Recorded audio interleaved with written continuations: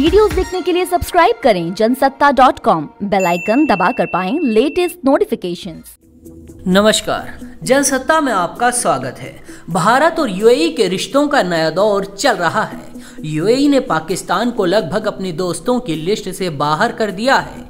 UAE ने Israel और Bahrain के साथ अब्राहम समझौता किया। इसके बाद से संयुक्त अरब अमीरात ने पाकिस्तान को छोड़कर भारत की तरफ दोस्ती का हाथ बढ़ाया है।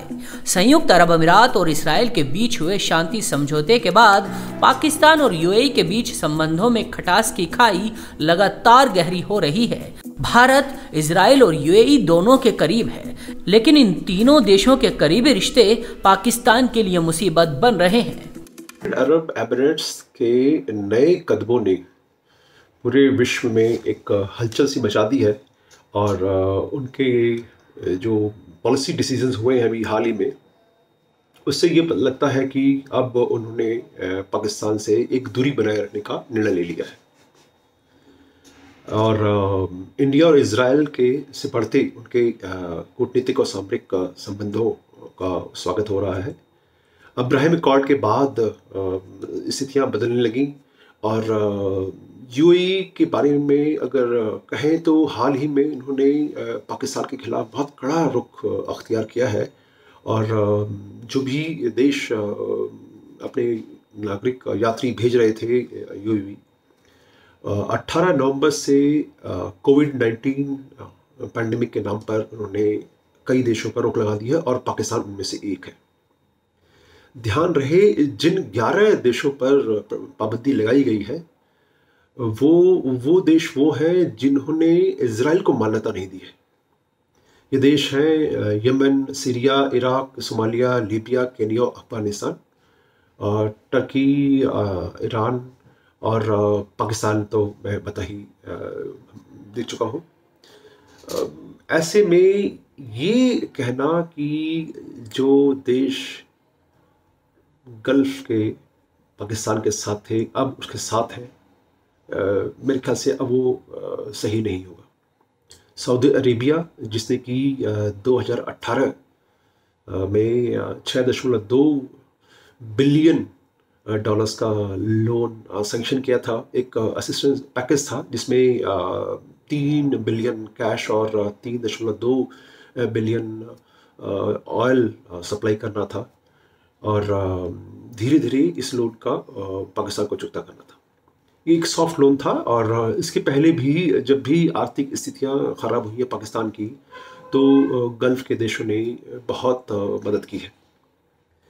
देखा जाए तो गल्फ देशों और पाकिस्तान के संबंधों में कड़वाहट पिछले 1 वर्षों से आ गई थी और इस विशेषतः जब भारत ने धारा 370 जम्मू कश्मीर से हटाई और पाकिस्तान पूरे विश्व में समर्थन जुटाने का प्रयास कर रहा था और उसे बड़ी उम्मीद थी कि OIC, organisation of Islamic countries के नेता सऊदी अरेबिया उनका पक्ष लेंगे, लेकिन वहाँ से उनको बहुत ही निराशा हासिल हुई और पाकिस्तानी विदेश मंत्री कुरैशी बहुत ज़्यादा इससे परेशान हो गए और उन्होंने उनको धमकी तक दे डाली कि वो मुद्दा वो अल फ्रंट पर उठाएंगे और मेडिटेरेनियन कंट्रीज़ जो हैं उनके साथ देखेंगे कि कैसे इस पर कुछ किया जाता है। पिछले हफ्ते यूएई ने पाकिस्तान के खिलाफ सख्त फैसला लिया। यूएई ने अपने देश से पाकिस्तानी नागरिकों के प्रवेश पर रोक लगा दी। ये रोक तो कोरोना महामारी के प्रसार को रोकने के नाम पर लगाई गई थी, लेकिन पाकिस्तान के साथ जिन और 11 देशों के खिलाफ इस तरह का फैसला किया गया, वो सारे ऐसे देश हैं जिन्होंने इजराइल को मान्यता नहीं दी है। मीडिया रिपोर्ट्स के हवाले से खबर है कि संयुक्त अरब अमीरात और सऊदी अरब दोनों ही पाकिस्तान पर यह दबाव बना रहे थे कि वो इजराइल को साथी देश के तौर पर कबूल करे, लेकिन ईरान के सुर में सुर मिलाते हुए पाकिस्तान इस प्रस्ताव के खिलाफ रवैया अपनाता रहा, जिसके बाद से गुस्साए यूएई ने पाकिस्तान के खिलाफ एक्शन शुरू कर दिया है। धीरे धीरे ये सूचना दी जा रही है कि इजराइल और गल्फ देशों के बीच में संबंध प्रगाढ़ होते जा रहे हैं, क्योंकि इजराइल और भारत के संबंध बहुत ही उच्च कोटि के हैं और सामरिक और कूटनीतिक तौर पर बहुत ही गहरे मित्र माने जाते हैं। ये पूरे विश्व को पता है। स्पेशली नेतन्याहू और भारतीय प्रधानमंत्री मोदी जी के बीच में जो मित्रता है वो जग जाहिर है।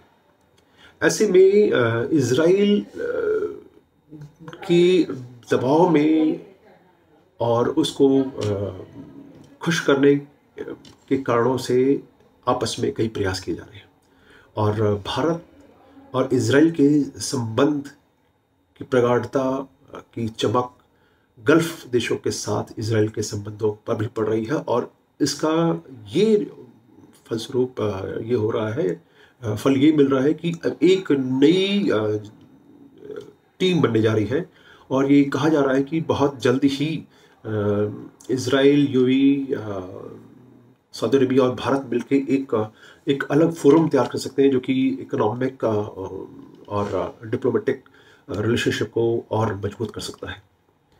बदलते आयाम, बदलती कूटनीतियाँ निश्चित रूप से भारत के लिए फायदेमंद है।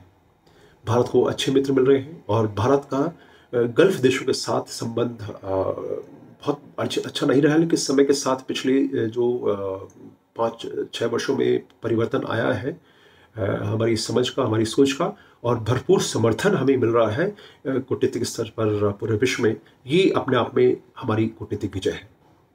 निश्चित रूप से भारत ने सदैव प्रत्युत्तर दिया है, स्पेशली कोविड-19 के महामारी के अंतर्गत जो दवाइयाँ भेजी गई सब देशों को, गल्फ कंट्रीज में भी दवाइयाँ गई, और भारत ने जरा सा भी संकोच न करके और तुरंत ही जो सेवाएं जानी थी वो दी गई।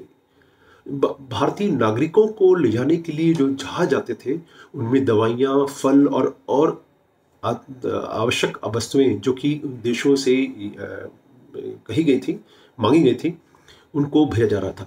तो संबंधों में प्रगाढ़ता लाने का प्रयास भारत का सदैव रहा है, और ये एक बहुत ही पॉजिटिव डेवलपमेंट है, और निश्चित रूप से पूरा विश्व इसका स्वागत कर रहा है।